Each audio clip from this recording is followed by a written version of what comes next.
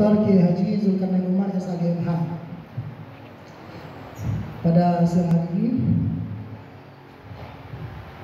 kita akan mengikuti kuliah umum. Kalau di perguruan tinggi itu ada stadium general. Nah, di sini kita akan mempelajari mendengarkan kuliah umum dari Bapak Dr. Kiai Haji Zulkarnain Umar SAGMH dengan tema moderasi beragama, perspektif Al-Quran dan negara. Bagaimana wasatiyah Al-Quran itu bagaimana? Nanti kita akan pelajari bersama beliau. Dalam hal ini moderatornya saya sebagai moderator, nanti akan disampaikan oleh beliau. Sebelumnya akan saya bacakan sedikit biografi yang akan saya lihat, kemudian dapat beliau. Ini biografi beliau. Beliau Bapak Haji Zulkarnain, Dr. Kiai Haji Zulkarnain Umar SAGMH. Ini saya lihat bahwa pendidikan beliau ini di S2-nya Ilmu Hukum, Sekolah Tinggi Ilmu Hukum Ibelang. Beliau lahir di Bukit Nenas tanggal 10 bulan 10 1971. Ini sedikit saya dapati. Ya, alhamdulillah beliau, informasi saya dapatkan dulu beliau juga ketua PMB Kota Batam. Pernah juga dikasih pendidikan Islam dan sekretaris ya.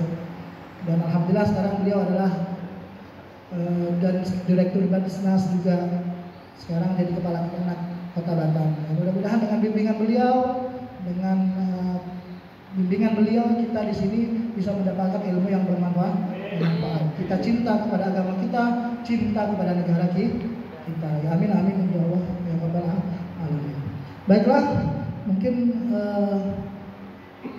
sebelum kita langsung aja mungkin ya, karena ini sudah dimulai tadi kita mulai Pak. Oke, maaf. Jadi kita langsung aja kuliah umumnya. Saya di sini sebagai moderator. Sebenarnya kalau moderator ini harus ada pembanding nanti sama Kiai sama. Tapi tidak apa-apa. Kita kuliah umum di sini ya. Saya akan menyampaikan. Nanti kita setelah kuliah umum akan ada diskusi. Jadi kami minta kepada seluruh mahasantri untuk berperan aktif. Materi yang beliau sampaikan antum cerna baik-baik. Yang kurang paham silahkan digali nanti dalam diskusi kita. Jadi kita berbicara tentang moderasi beragama. Ini lagi rame nih ya. Pak Menteri kita ini lagi mensosialisasikan tentang moderasi beragama di Indonesia. Karena banyak paham-paham yang tidak moderat, yaitu yang terlalu ke kanan atau terlalu ke kiri. Nah, kita kepengen bagaimana sih beragama yang moderat itu bagaimana? Nah, ini bisa dijelaskan nanti oleh Pak Zulkarnain Umar. Kepada beliau kami persilakan.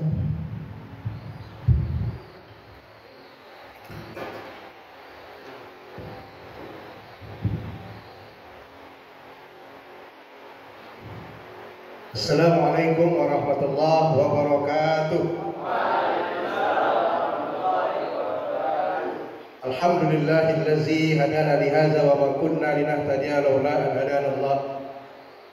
Asyhadu an la ilaha illallah wahdahu la syarika lah. Wa asyhadu anna Muhammadan abduhu wa rasuluhu la nabiyya ba'dah. Allahumma shalli wa sallim wa barik ala sayyidina Muhammadin wa ala alihi wa sahbihi ajma'in, amma ba'du. Qalu subhanaka la ilma lana illa ma 'allamtana innaka antal alimul hakim. Rabbi shrah li sadri wa yassir li amri wahlul 'uqdatam min lisani yafqahu qawli. Pimpinan Yayasan Yausnaya Pak Haji Fitroni yang saya hormati, pimpinan Ma'had apa namanya ini? Ma'had Ali Yausnaya Pak Fazid, sahabat saya dan juga moderator. Alhamdulillah Ustaz Mahasantri. Wah, ini Mahasantri ini luar biasa ini, kalau sampai Maha itu sesuatu yang tinggi. Kasih kopi makin lama nih Ustaz. Ya, kasih kopi makin lama nih. Mahasantri yang saya sayangi dan saya cintai, alhamdulillah tentu senantiasa kita mensyukuri segala nikmat Allah Subhanahu wa taala. Allah berikan nikmat kepada kita dalam sisi kehidupan kita ini setiap saat, setiap waktu.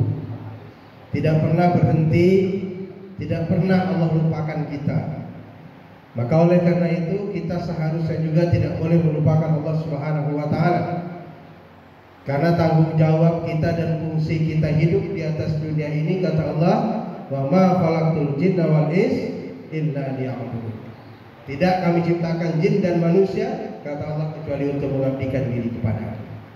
Itulah tugas kita di muka bumi ini. Salam dan salam kepada Nabi kita Muhammad sallallahu alaihi wasallam. Allahumma shalli ala sayyidina Muhammad wa ala ali sayyidina Muhammad. Hadirin sekalian, anak-anak sekalian yang saya sayangi dan saya cintai, pada pagi hari ini saya sangat senang sekali bisa kembali berkunjung ke sini. Sudah sekian lama, saya tidak ke sini. Waktu itu saya masih menjadi kasih pendidikan madrasah. Saya pernah ke sini dan sekarang jadi kepala kantor. Alhamdulillah bisa punya kesempatan kembali ke sini, dan insya Allah Pak Haji Fitroni, saya senang sekali lihat adik-adik ini, karena kalau melihat seperti ini tuh saya ingat waktu saya nyantri dulu. Nah, ingat saya nyantri dulu. Saya nyantri dulu, adik-adik sekalian, tuh tamat SD diantar belum jauh dari kampung. Saya itu berasal dari Tumai, Riau. Mondoknya di Sumatera Utara, di Tapanuli Selatan, di Mustafawiyah. Kalau ada yang orang Tapanuli pasti tahu. Mustafawiyah itu salah satu pondok pesantren tertua di Sumatera. Dia berdirinya 1912. Sudah 1 abad lebih. Nah, 1 abad lebih. Tamat SD saya dikirim ke sana. Ini cerita saya dulu nih. Ya, sebelum kita masuk materi, saya ingin berikan motivasi kepada adik-adik sekalian. Tempat saya nyantri itu masak sendiri, nyuci sendiri, gosok sendiri. Semua mandiri. Adik-adik bisa bayangkan tamat SD ikat kain sarung aja belum bisa. Saya 7 tahun pakai kain sarung. Nyantri. Jadi kalau orang bilang ini Pak Joni siapa sih sebenarnya gitu ya. Saya nyantri 7 tahun pakai kain sarung.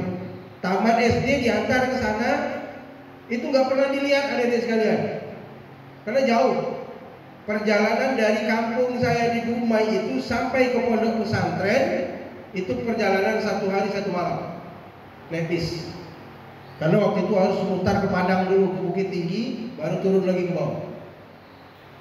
1 hari 1 malam.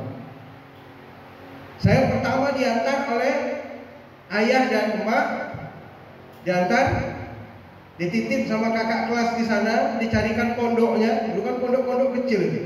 Mungkin adik-adik coba lihat kalau di buka internet di pesantren Mustafawiyah, nanti lihat itu pondok-pondok kecil yang dulu masa saya dindingnya bambu, atapnya rupiah, lantainya itu juga dari bambu.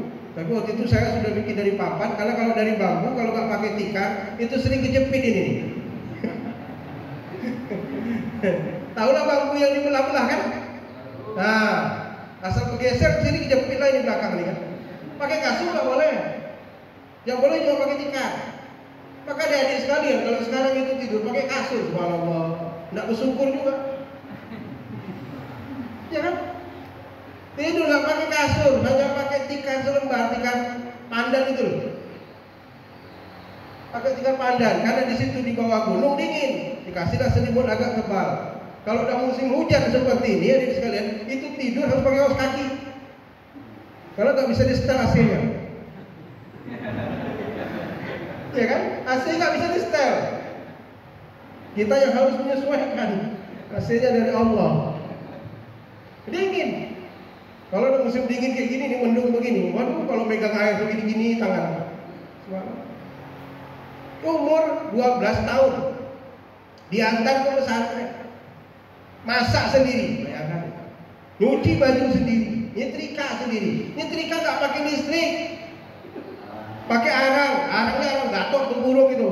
Kalau udah tek kata dia melenting, kena ke baju bolong.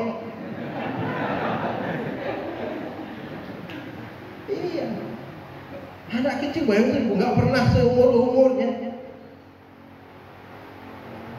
Nah, ibarat orang tua waktu itu melepaskan anak itu benar-benar seperti busur anak panah. Seperti anak panah, nah dilempar gitu. Jadilah kau, enggak kau kan gitu lagi. Gak pernah dilihat, telepon gak ada. Oh, telepon siapa? HP gak punya. Waktu itu belum ada HP. Tahun 80, 84 belum lahir lah. Masih mana-mana lagi ini. Tadi daun ubi, tadi mana ini lagi tinggalnya ini. Belum lahir dia. Sampai 7 tahun di pondok pesantren, subhanallah. Adik sekalian, luar biasa ya perjuangan santri itu. Nah bisa seperti sekarang ini juga dulu seperti kalian. Ya, juga dulu seperti kalian. Jadi artinya, adik sekalian, tidak ada catatan orang sukses itu tanpa melalui tempaan. Emas itu tidak akan jadi cantik, tidak akan jadi mahal harganya kalau dia tidak diukir dan ditempa melalui panasnya api. Betul? Iya, melalui panasnya api baru dia diukir, baru dia dibentuk sehingga harganya mahal. Manusia juga begitu. Kalau ingin derajatnya baik, kalau dia ingin menjadi orang yang sukses iskariman wa syahidan, sukses di dunia ini menjadi orang mulia melalui tempaan. Tidak ada orang sukses ujuk-ujuk jadi sukses, tidak ada. Semuanya melalui tempaan, semuanya melalui kesulitan. Jadi jangan pernah mengeluh, bersyukurlah. Artinya setelah saya tamat seperti ini baru saya terbayang. Baru saya terbayang apa yang dilakukan orang tua kepada saya sehingga mengatakan dalam hati saya, ya Allah, andai kata dulu orang tua tidak masukkan saya ke pondok, saya jadi apa tuh gak tahu. Ya kan? Tapi itulah takdir Allah menggerakkan hati orang tua untuk mengantarkan saya. Dia itu keinginan saya sebenarnya. Itu keinginan saya. Mengantarkan saya ke pondok pesantren masih kecil. Apa yang ditinggalkan orang tua saya waktu itu hanya doa saja, adik-adik sekalian. Doa saja. Tidak ada yang lain. Uraian air mata emak kita mendoakan kita itulah yang membuat kita sukses, yakinlah itu. Ya, jangan disangka uraian air mata emak kita itu tidak punya nilai di sisi Allah. Itu nilai luar biasa, adik-adik sekalian. Saya yakin, seyakin-yakinnya bahwa uraian air mata dan doa orang tua itulah yang mengantarkan kesuksesan saya. Ya, jangan pernah menganggap remeh doa orang tua itu. Ya, luar biasa. 7 tahun ditempa.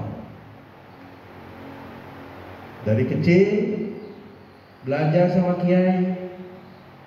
Dan saya dulu termasuk orang yang hikmat dengan kiai. Jadi ketika orang libur, kami kan ada 2 kali libur itu. Ada libur 2 minggu, ada libur panjang bulan puasa.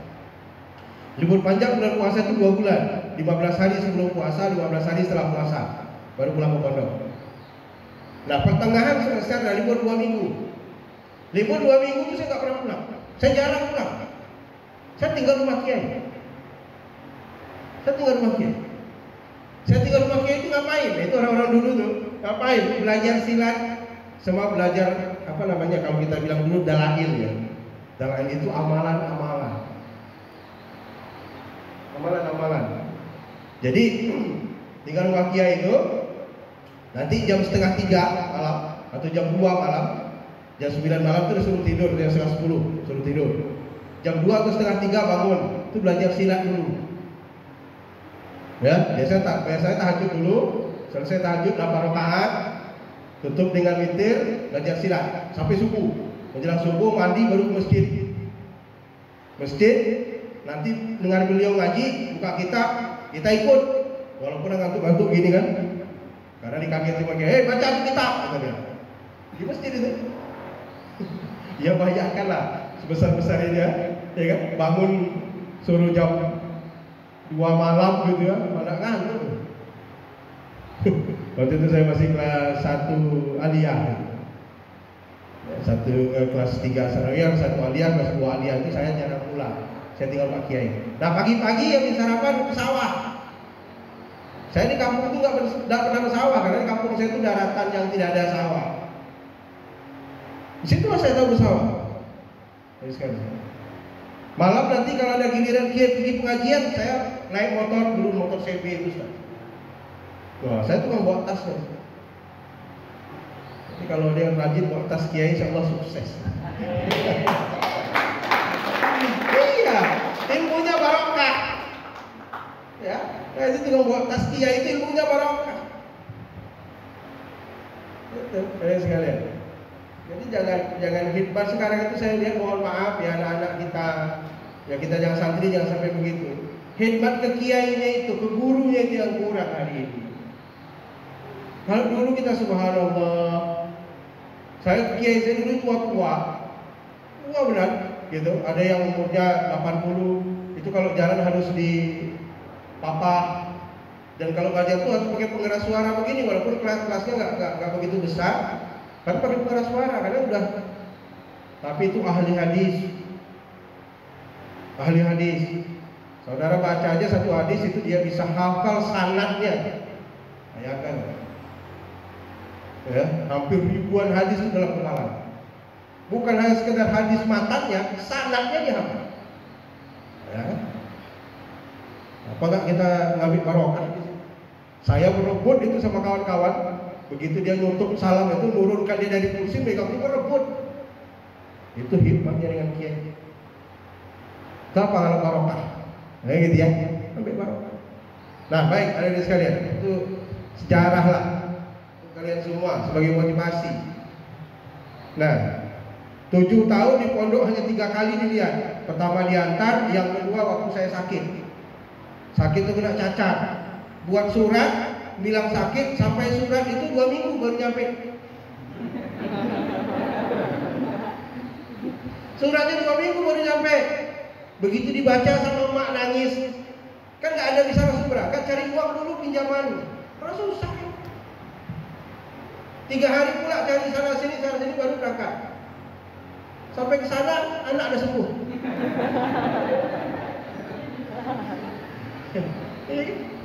2 minggu surat baru sampai. Ya, pulang sampai mak saya sana tanya, mana sakit muncul udah sembuh udah mak itu lagi ya. Nah yang ketiga, mak saya datang tuh waktu menjemput saya tamat. Ayah saya cuma sekali aja, ngantar aja. Waktu saya sakit, mak sama kakak yang datang. Waktu saya tamat pengumuman terakhir, itu juga mak sama kakak saya yang datang. Ayah saya. Nah, 7 tahun. Ini enggak baru sebulan, nggak ditengok sibuk. Ini mana yang paling jauh? Mana yang Pekanbaru ada?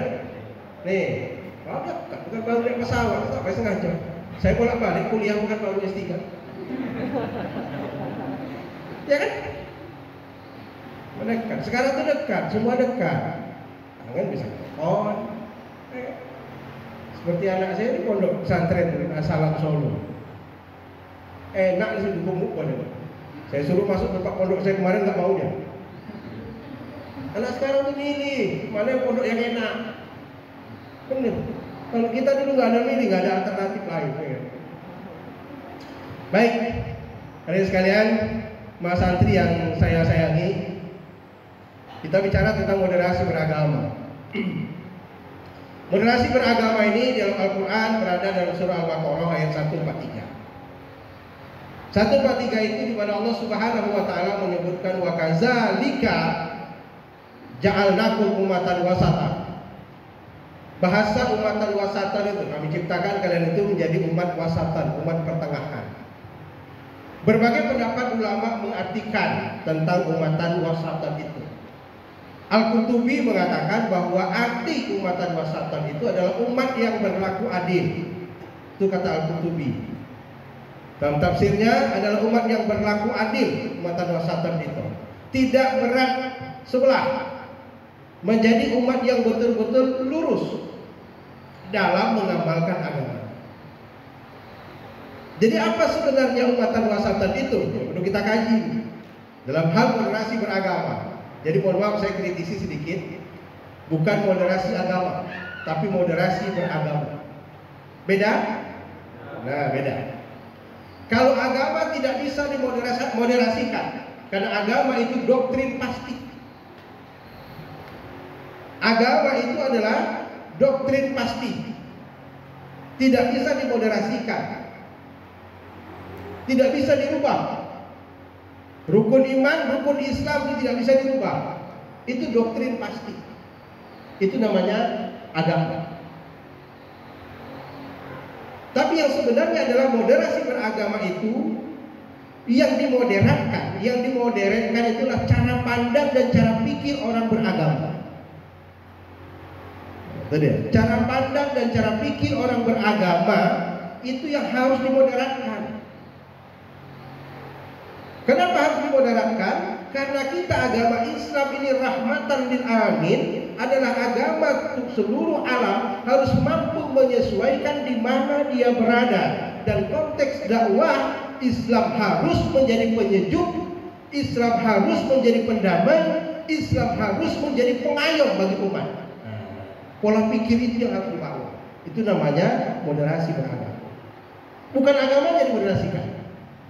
Kalau agama itu doktrin pasti. Itulah. Doktrin pasti tidak bisa dirubah-ubah. Tapi yang perlu hari ini, yang menjadi catatan kita adalah moderasi itu moderat dalam berpikir dan mengembangkan agama ini sesuai dengan apa yang diajarkan oleh Rasulullah SAW.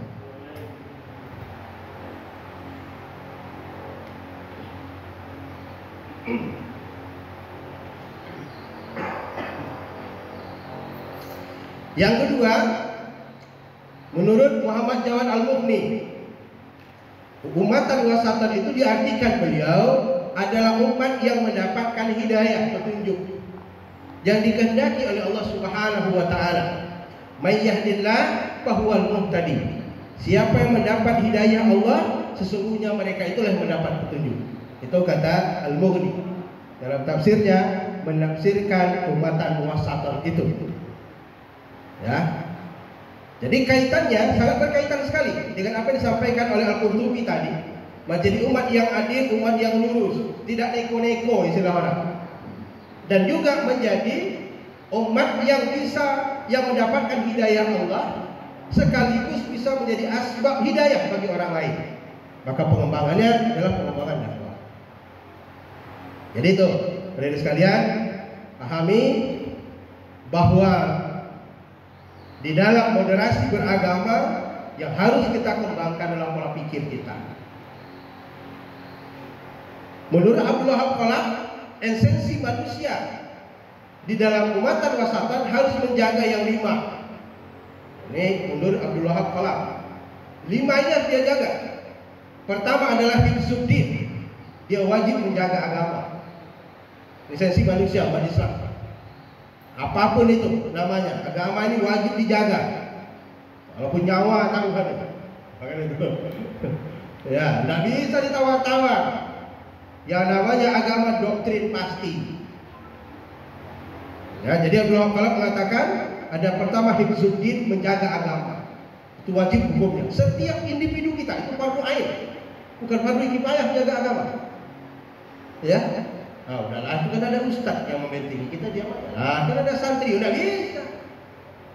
Yang namanya hifzuddin fardu ain. Setiap individu kita wajib menjaga. Itu dia. Ya, tentu sesuai dengan kapasitas kita. Nah, betul. Silakan.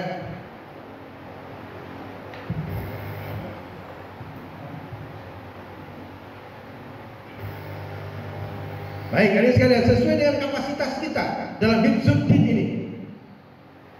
Ini saya kaitkan dulu moderasi beragama tinjauan dari Al-Quran. Nanti baru kita bahas tinjauan dari sisi agama, sisi negara. Ya. Maka bagi kita umat Islam sekalian, wajib menjaga agama ini. Ya, wajib menjaga ini dan menjadikan dia adalah yang paling mulia sesuai dengan apa yang Allah sebutkan, bahwa agama Islam adalah agama paling mulia. Ya kan? Orang yang memilih di luar Islam itu ditolak, tidak diterima. Agama yang benar satu-satunya adalah agama Islam. Maka wajib hukumnya secara fardu ain kita menjaga agama. Yang pertama, ya. Yang kedua, hifdzun nafs. Wajib menjaga diri. Diri kita ini yang dikasih oleh Allah, tubuh yang ganteng dan cantik-cantik ini wajib dijaga. La tulqu bi aidikum ila tahlukah. Jangan kau campakkan dirimu kepada kebinasaan. Hukumnya haram. Maka kenapa disebutkan minuman khamar itu haram? Ya kan? Nah, kenapa sesuatu yang bisa merusak diri itu hukumnya haram? Termasuk sebagian ulama, saya bukan sebagian ya. Kenapa disebutkan juga merokok itu ada yang sebagian mengharamkan karena mengganggu kesehatan. Hifzun nafs. Maaf bagi ada yang merokok. Nah, saya kebetulan tak merokok, jadi tak apa-apa. Kalau kan ini bagi orang NU kan debatable ini. Ya kan? Jangan tanya yang Muhammadiyah apalagi orang Salafi Wahabi itu mengharamkan. Nah, NU kan itu kan no smoking itu NU smoking. Jadi kalau saya masuk ketemu kiai, ada sekalian, kiai punya kiai umur 84 tahun, itu tangannya masih megang rokok ya. Ya. Jadi dulu kalau di Jawa sama seperti tempat saya pesantren itu nggak ada kiai yang merokok, jarang. Nah, itu terserahlah, itu kan debatable namanya kan, yang khilafiyah. Baik, tapi intinya adalah hifzun nafs, menjaga diri hukum dua. Maka diri ini nggak boleh disakiti. Ya, badan kita ini nggak boleh kita sakiti. Hal-hal yang bisa menyakiti tubuh kita harus dihindari. Harus dihindari, apapun perbuatannya. Nah, yang ketiga adalah hifzul akal. Nih, akal kita ini diberikan oleh Allah Subhanahu wa taala, itu wajib kita jaga. Tidak boleh hilang. Tidak boleh hilang akal. Kalau hilang akal itu nama majnun namanya. Iya. Kalau sudah jadi majnun itu sudah rafa'al qalam an salasin, kata Nabi. Diangkat catatan itu kepada 3 orang. Tidak dicatat yang membuat baik, tidak ada catatannya. Itu orang lempeng aja hidupnya. Nah, yang pertama kata Nabi adalah as-sobiyu hatta yahtalima. Anak kecil sampai dia dewasa, masih kecil itu dia nggak ada dosa sama dia, itu nggak ada pahala sama dia, lempeng aja. Ya. Nah, an-naim, orang tidur, hatta istayqaza, sampai dia bangun dari tidurnya. Itu termasuk orang yang koma di rumah sakit bertahun-tahun. Ada sahabat saya udah 1 tahun lebih. Kemarin bulan Zulhijjah kemarin waktu kurban diseruduk sapi, tumbang, pingsan karena sarafnya kena. Udah 1 tahun nggak bisa ngapa-ngapain. Ya. Nah sekarang masih ada. Kalau dipanggil itu nggak ada respon, tapi matanya buka, nggak ada respon. Itu termasuk an-naim, orang tidur.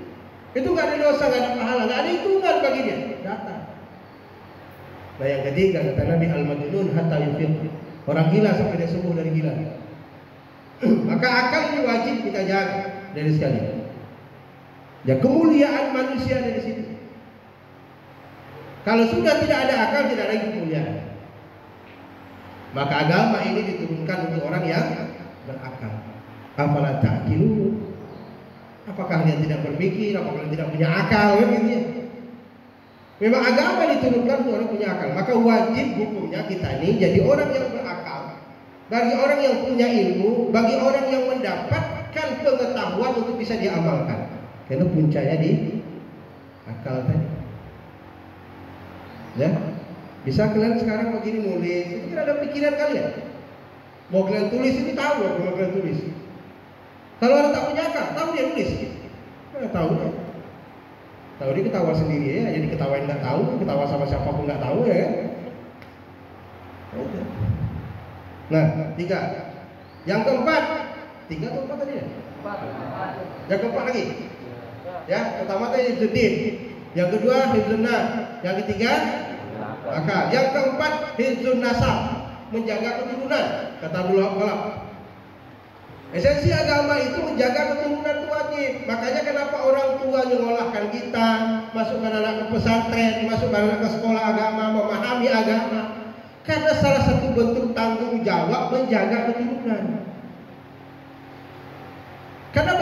tua secara ajaran agama bukan hanya sekedar anak lahir, sudah lahir, kasih makan, sehat kau sudah. Bukan. Ada sebuah tanggung jawab. Maka tanggung jawab itu tidak hanya lepas di dunia, sampai di akhirat. Orang tua yang lalai mendidik agama kepada anaknya, maka anaknya berdosa, mengalirlah dosa itu kepada orang tuanya. Tapi orang tua yang sadar dan punya tanggung jawab, tahu dia menyekolahkan anaknya ke agama, anaknya belajar agama, setiap hari berdoa, setiap hari beribadah, maka pahala pun mengalir kepada kedua orang tua. Maka kata Nabi, anak dengan orang tua ibarat air yang tidak putus dicincang. Iya, menyatu sampai kapanpun. Menyatunya itu, hadirin sekalian, sampai kapanpun, bukan hanya di dunia ini, di akhirat pun. Ya, yang kalian sudah belajar lah itu, nggak perlu saya jelaskan secara detail. Bagaimana dengan orang tua? Ya.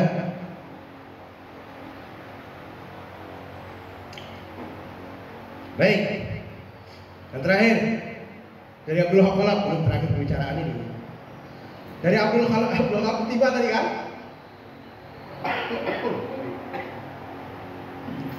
Yang terakhir itu hifdzul mal, wajib menjaga harta kekayaan. Yang kita miliki itu harus kita jaga. Ya, itulah esensi kita manusia hidup pada Islam ini, nikmat itu.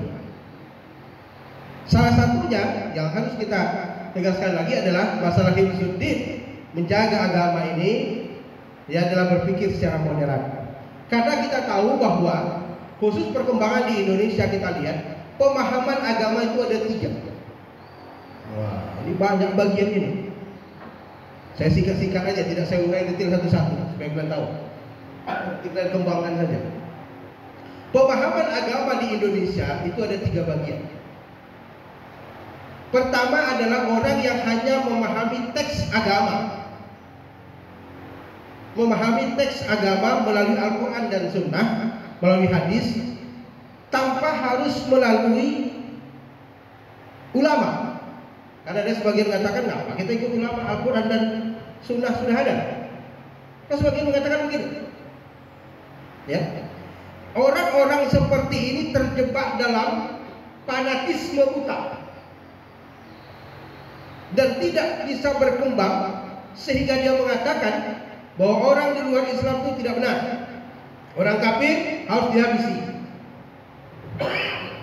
Soalnya begitu. Kenapa? Karena memahami teks ayat,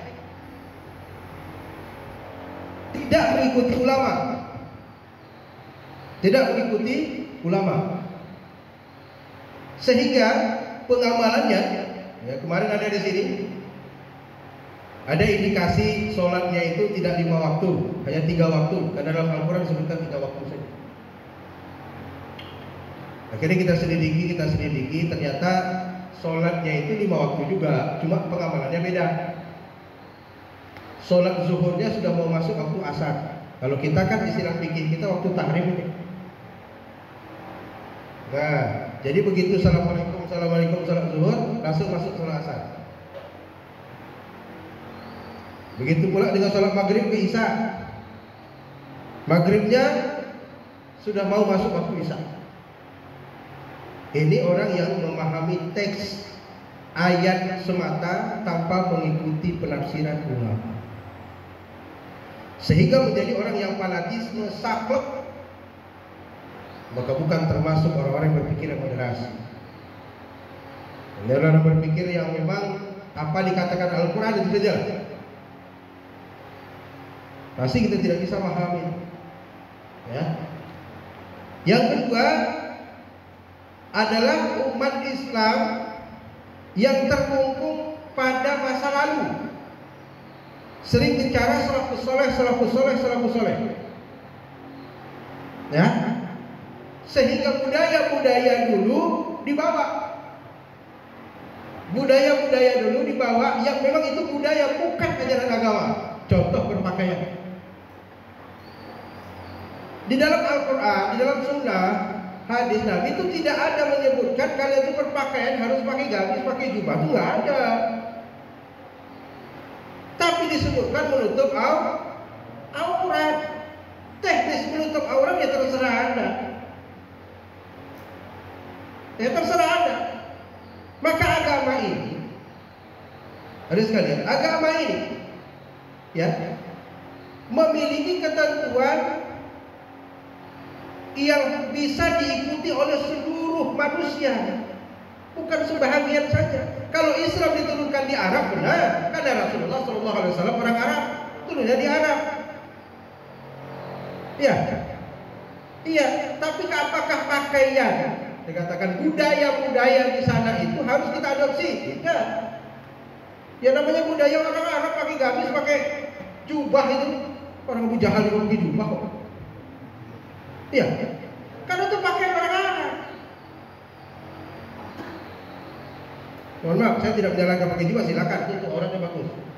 Tapi jangan itu dijadikan sesuatu yang pasti, gitu loh. Sehingga bicara yang lain bid'ah, yang lain tidak benar. Al bid'ah itu dolalah finnar. Macam bapak dia masuk ke neraka.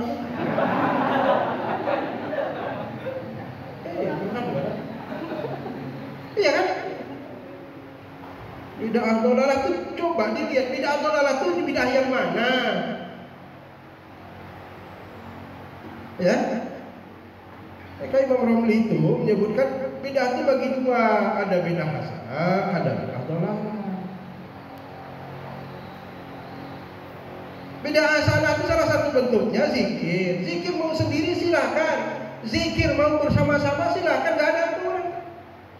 Allah cuma sebutkan alladzina yazkuruna Allaha qiyaman wa qu'udan wa 'ala junubihim wa yatafakkaruna fi khalqis samawati wal ardh rabbana ma khalaqta hadza batila.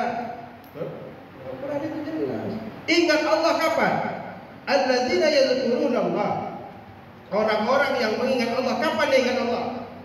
Qiyaman, dia berdiri dia ingat Allah. Wa qu'udan, dia duduk dia ingat Allah. Wa 'ala junubihim, di pembaringan juga dia ingat Allah. Nah, cara mengingat Allah, cara kita berzikir itu terserah kita, mau sendiri, mau ramai-ramai. Itu kan teknis. Masa zikir bersama disebut bid'ah?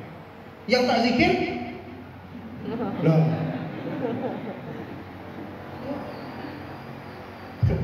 Zikir itu pribadi, nggak boleh ramai-ramai. Itu bid'ah, itu dolalah, itu nggak ada contoh dari Nabi. Terlalu sakit. Ini pemikiran yang kedua. Sekalian, yang hanya kepada salafus saleh, sahabat tidak pernah buat, Rasulullah tidak pernah buat, itu bid'ah, dolalah, masuk neraka. Orang zikir kok dibilang masuk neraka? Ya kan? Zikir, ada zikir silakan. Kadang-kadang kita zikir ini, ada sekalian, kalau sendiri itu ngantuk, tidur.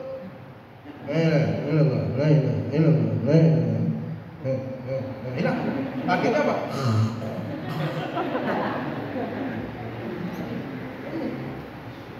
Coba kalau kita rame-rame, semangat. La ilaha illallah, la ilaha illallah, la ilaha illallah. Abdul zikri fa'lam annahu la ilaha illallah. Semangat. Tapi kita dituntut zikir sama-sama itu. Kalau sendiri ngantuk, bilang aku tak tahu lagi berapa ya. Akhirnya, udah selesai lah. Itu membangkitkan semangat kita berzikir. Demikian juga sholawat. Sholawat itu berupa kecintaan kita kepada Rasulullah Sallallahu Alaihi Wasallam. Setiap kita baca sholawat, ada yang sekali itu Rasulullah itu dengar, dia jawab sholawat kita itu. Dia jawab, dia dengar. Salah satu kecintaan kita kepada Rasul kita Muhammad Sallallahu Alaihi Wasallam ada sering kita baca sholawat. Sering kita baca sholawat. Nah, baca sholawat mau baca sholawat sendiri silakan, mau ramai-ramai silakan, mau pakai alat musik silakan, seperti hadrah kita. Kenapa itu membangkitkan semangat kecintaan kita kepada Rasulullah Sallallahu Alaihi Wasallam?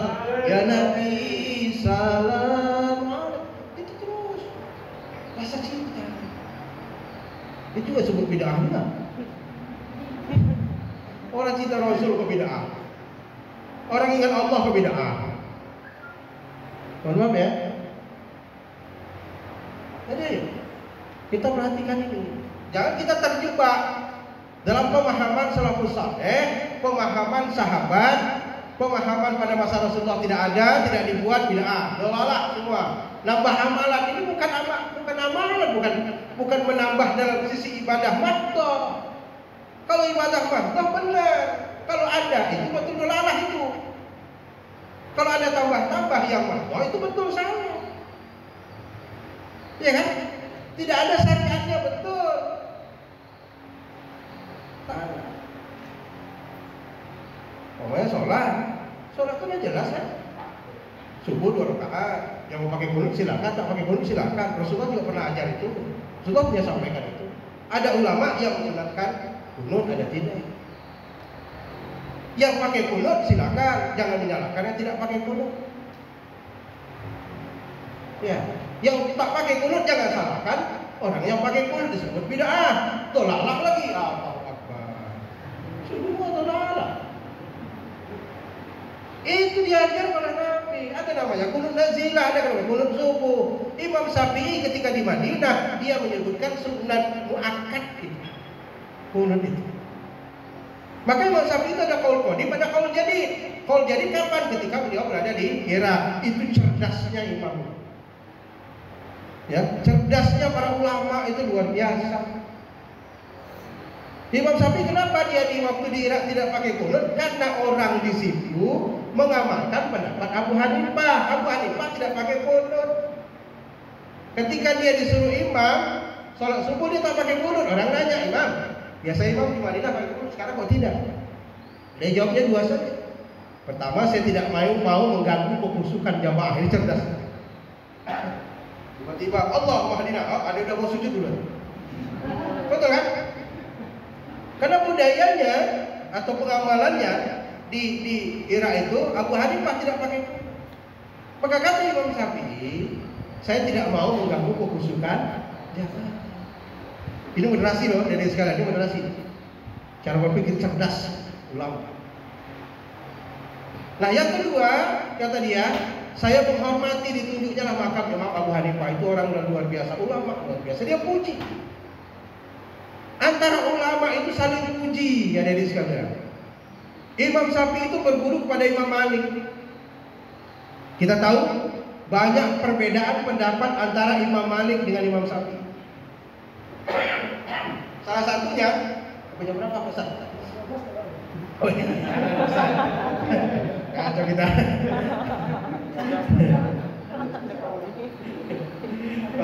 Kau lihat ini, mohon maaf deh. Udah pakai masker itu siapa gitu. Ya, antara imam itu saling puji. Imam Syafi'i itu belajar dengan Imam Malik. Imam Malik itu bukan Imam Syafi'i. Lucunya ketika dia datang, dia ketuk pintu nih.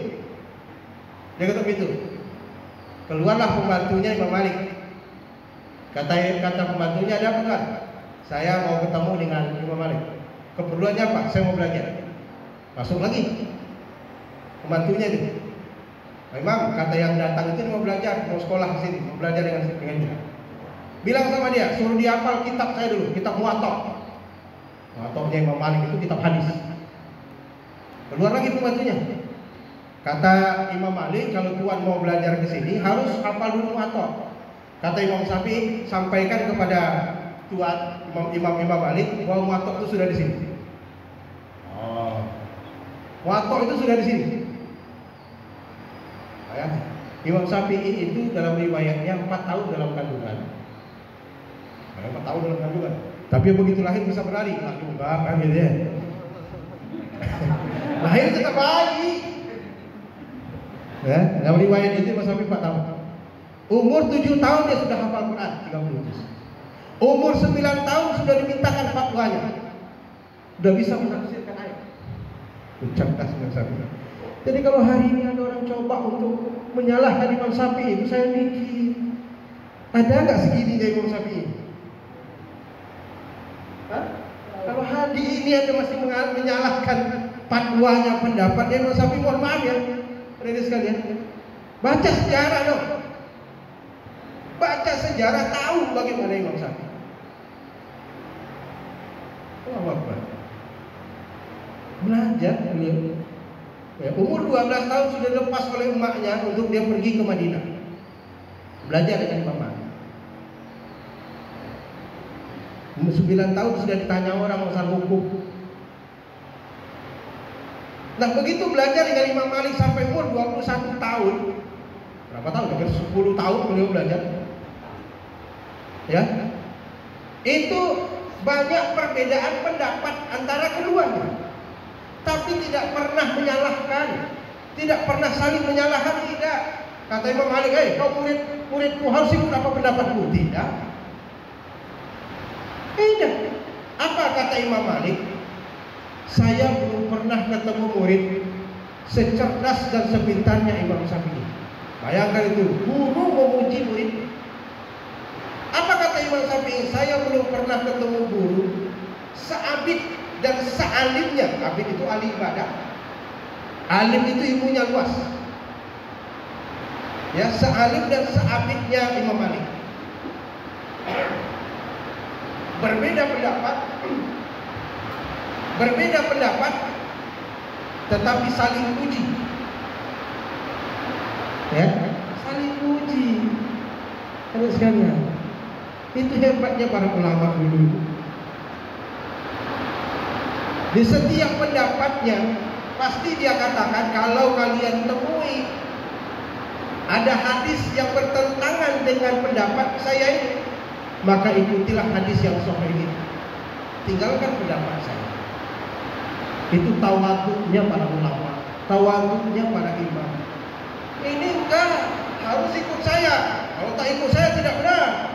Agama yang kalian jalani itu tidak benar kalau tidak ikut sesuai dengan pendapat saya. Wah, memangnya dia siapa? Ya, dia siapa? Kali ini saya katakan, maka hari ini kalau ada orang yang coba nanti menyalah-nyalakan Imam Syafi'i itu, saya dua. Kasihan kalian. Sampai sini dia. Ya, ada sekalian. Ini kembangan moderasi beragama kita di umat Islam ini harus sebagaimana para ulama dulu menghormati. Ya, salah satu contoh saja masalah hukum. Karena imam ini kan memasak, membatalkan wudu bagi kita bersentuhan dengan wanita yang bukan muhrim. Kan gitu. Aula bahasa Qurannya kan aula mastumun nisa, atau menyentuh wanita. Tidak disebutkan nyentuhnya seperti apa. Itu harus tafsir kan itu. Itulah bentuk ayat-ayat zoniyah yang harus ditafsirkan.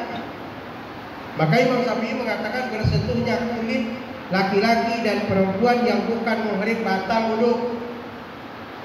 Kulit ketemu kulit. Kalau gigi nggak batal. Kalau gigi ketemu gigi ya nggak batal. Orang itu kulit kok. Tapi kemana pula dia? Udah nggak usah dibayangin ya.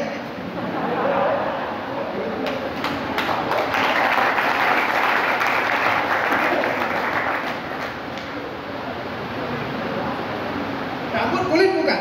Bukan, nggak batal, enggak. Kan gitu. Kata Imam Malik bukan begitu. Aula mastumun nisa itu lil mustarab, artinya bersentuh-sentuhan. Nah, beda. Menyentuh dengan bersentuh-sentuhan beda. Beda. Itu makanya beda kan pendapat dua imam ini antara guru dengan murid. Beda. Pernah saling menyalahkan? Tidak. Saling mendukung. Saya katakan moderasi beragama.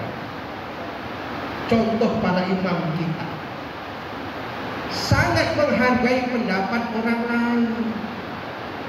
Ini yang ketiga, masuk yang ketiga, cara pengamalan agama yang ketiga tadi. Yang pertama teks Al-Quran, yang kedua adalah terlalu pegang kepada salafus soleh, terpegang kepada para amalan Rasul, gitu ya. Para sahabat tidak melihat pada konteks zaman. Nah, yang ketiga adalah ulama mengajarkan kepada kita saling menghormati pendapat, apalagi hal-hal yang furu'iyah. Yang furu'iyah, ya, masalah batalkan wudu itu kan furu'iyah. Untuk wanita tadi itu ayatnya zoniyah, harus diinterpretasikan oleh para ulama, ditafsirkan sehingga muncullah penetapan hukumnya. Betul. Banyak hal perbedaan-perbedaan pendapat ulama itu. Ya, tapi perbedaan itu tidak menjadikan kita berpecah belah, tapi saling menghormati. Saling menghormati, saling menghargai. Pendampingan dengan damai. Enak hidup ini. Saya tinggal di Baitur Rahman, Masjid Baitur Rahman itu. Itu dulu saya 9 tahun tinggal situ, ada 2 imam. Imam sholatnya ada 2. Pertama almarhum Pak Haji Adamri Al-Husaini. Beliau alirannya Muhammadiyah. Yang kedua almarhum Haji Nuruddin. Dia orang NW. Orang Lombok. Nahdlatul Ulama NW. Orang NW. Ini tuh amalan sama NW. Pakai kunut subuhnya. Pakai bismillahnya jahat. Begitu giliran Pak Dr. Haji Adamri Al-Husaini imam, itu bismillahnya sir. Subuhnya nggak pakai kunut. Yang hebatnya jamaah paham. Hebat jamaah paham. Siapa yang subuh kita? Oh, Pak Adil Al-Qam. Siapa yang subuh kita ini? Oh, Pak Haji Nuruddin. Pakai kunut. Hebat kan? Saling menyalahkan? Tidak. Pak Adamri almarhum jadi imam, Ustaz di belakang, nggak pakai kunut, ikut sujud, ikut imam. Giliran Pak Nuruddin jadi imam, Pak Haji Adamri di belakang, pakai kunut, tapi dia diam aja, dia nggak angkat tangan. Apa dia sujud duluan? Tidak. Ya kan? Bagus kan? Itu loh. Itu yang saya katakan, moderasi cara berpikir kita beragama itu menghargai pendapat orang lain dalam hal furu'iyah. Ya, ini kena bahasa begini Pak Ustaz, karena bahasa ini bahasanya agak kecil. Ya, bahasa agamanya harus muncul, istilah-istilah agamanya harus muncul. Istimbat hukum, ya. Itu bahasa-bahasa agama harus muncul. Karena bahasa ini. Saya kalau ngajar mahasiswa juga di kampus juga begitu. Karena nggak paham apa tuh Pak, kata dia. Baca buku, saya bilang. Tanya, kan gitu. Karena istilah-istilah itu kan banyak, kadang-kadang juga istilah agama kita kan banyak menggunakan istilah-istilah luar. Itu istilah-istilah agama kita. Ada sekalian. Begitulah yang namanya moderasi agama. Dalam kita pemahaman agama ini menghargai pendapat orang lain. Dan jadikan itu khazanah ilmu pengetahuan untuk kita belajar dan terus belajar. Kenapa sih begini ya? Kok bisa gitu ya? Kayak gitu. Kita belajar terus. Kita menggali terus. Nah, yang selanjutnya, apa kaitan dengan negara? Ini baru saya singgung sedikit. Apa kaitan dengan negara? Moderasi beragama ini kaitan dengan negaranya apa? Secara sosial politik di Indonesia, ini masuk istilah keindonesiaan. Secara sosial politik keindonesiaan memiliki paduan yang kuat untuk mengembangkan moderasi beragama. Karena kita negara-negara Pancasila, kita bukan negara sekuler. Kita bersyukur di negara kita ini bukan negara sekuler, bukan juga negara agama.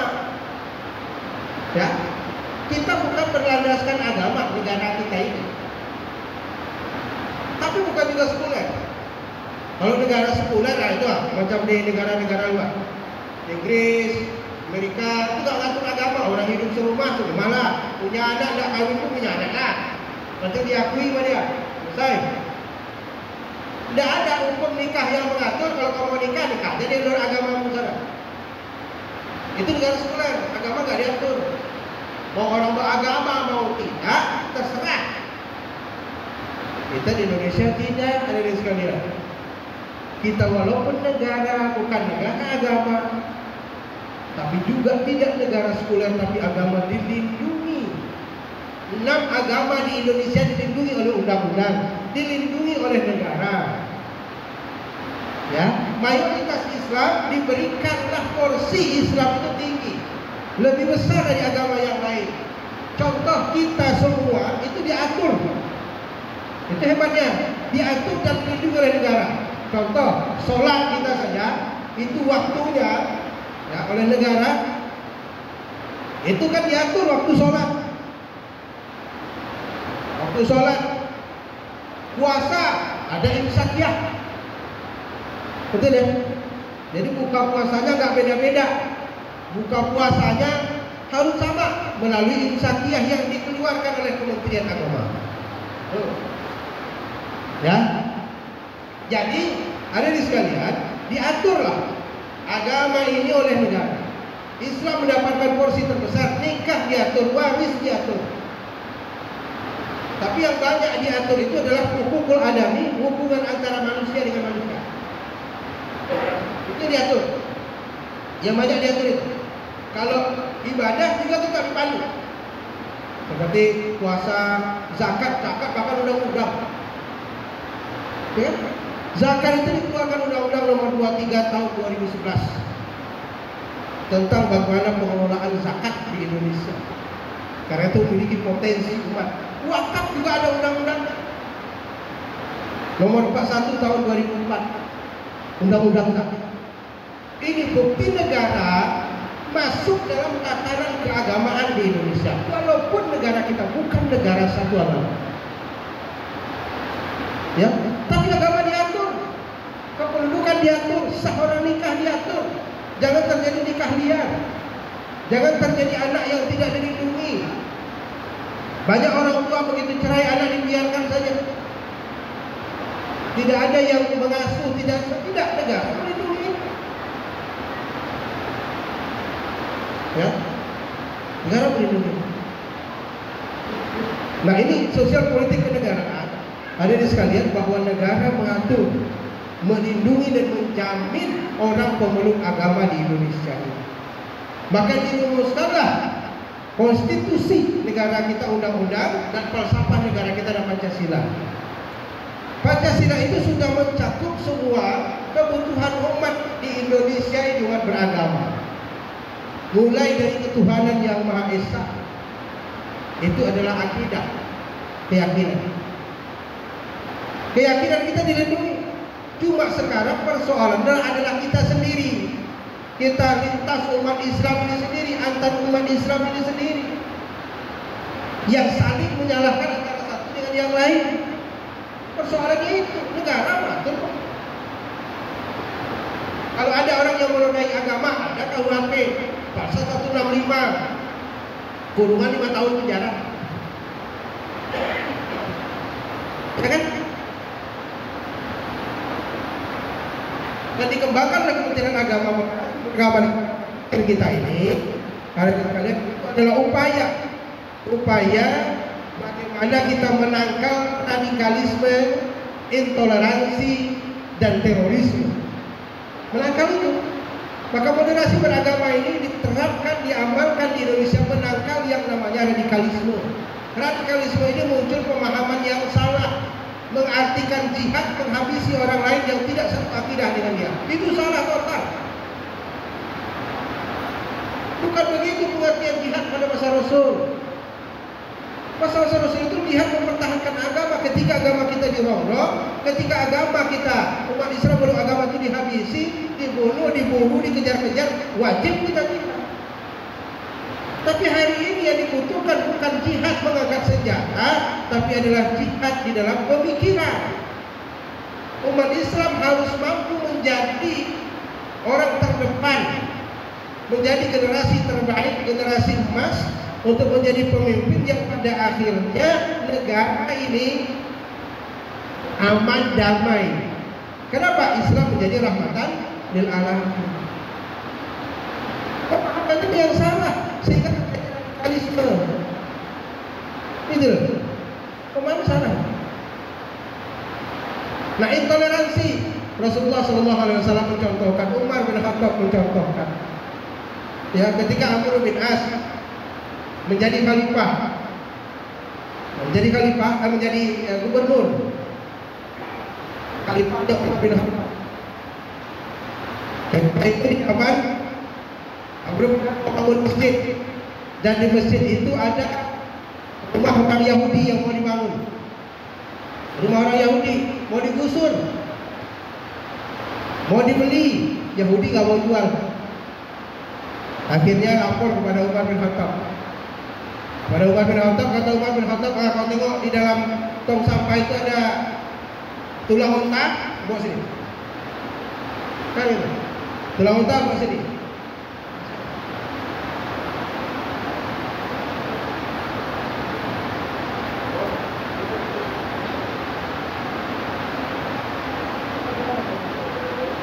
Ini sedikit lagi nih, 5 menit lagi selesai.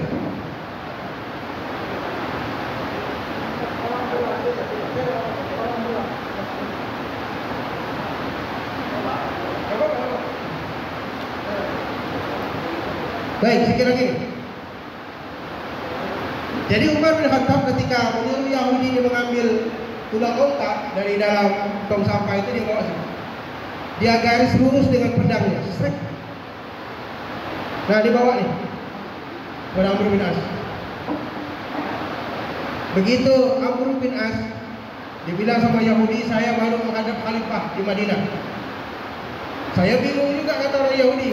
Saya mengeluhkan persoalan saya, tapi juga dikasih tulang, digaris dengan pedang, ujung pedang, strike lurus. Tapi kata Amr bin As menerima itu, menggigil Amr bin As. Keluar keringat dingin. Kata Amr bin As, kau orang Yahudi main lapor aja ke presiden. Tahu tak kau apa artinya ini? Ini seolah-olah khalifah bicara dengan saya. Hei gubernur, kalau kau tidak lurus, tidak adil menghukum orang, maka pedang saya ini akan meluruskan kau. Menggigil orang Yahudi, menggigil Amr bin As. Keluar keringat dingin.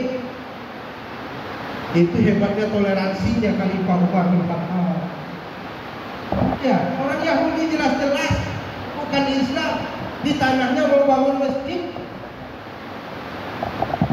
Tapi Umar bin Khattab menggaris lurus di tulang unta,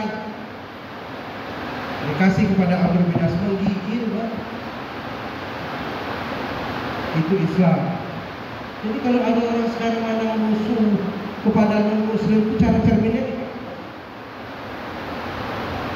Iya. Boleh kita tidak satu akidah, tapi dia juga makhluk Allah. Sama kita diciptakan dari Nabi Adam, dari tanah. Ya, sama kan? Cuma akidah kita berbeda. Doakan saja didapat hidayah. Itu yang dilakukan oleh Rasulullah SAW, para sahabat. Begitu hebatnya toleransi yang mereka bangun. Kata Yahudi, begitu ya khalifah, iya. Begitu ya gubernur, iya. Kalau gitu ambil aja lah. Saya masuk Islam aja kalau gitu. Ternyata Islam ini adil.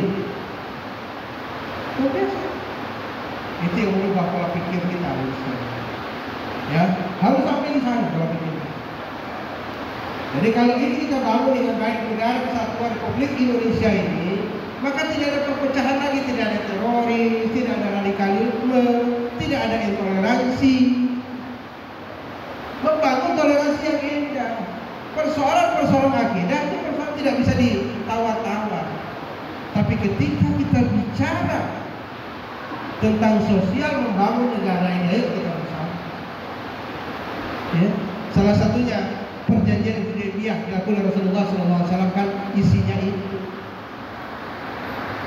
Ya, baik, saya kira itu Pak Kiai, hadirin sekalian, mohon maaf atas segala kekurangan sedikit yang bisa saya sampaikan. Mudah-mudahan bermanfaat. Yang benar datangnya dari Allah Subhanahu wa taala, yang salah silap adalah kekurangan saya selaku manusia biasa. Saya hanya bisa berdoa kepada Allah Subhanahu wa taala berikan kekuatan kepada saya dan keluarga untuk bisa mengamalkan apa yang saya sampaikan ini dan bermanfaat bagi kita semua. Terima kasih dan mohon maaf. Wassalamualaikum warahmatullahi wabarakatuh.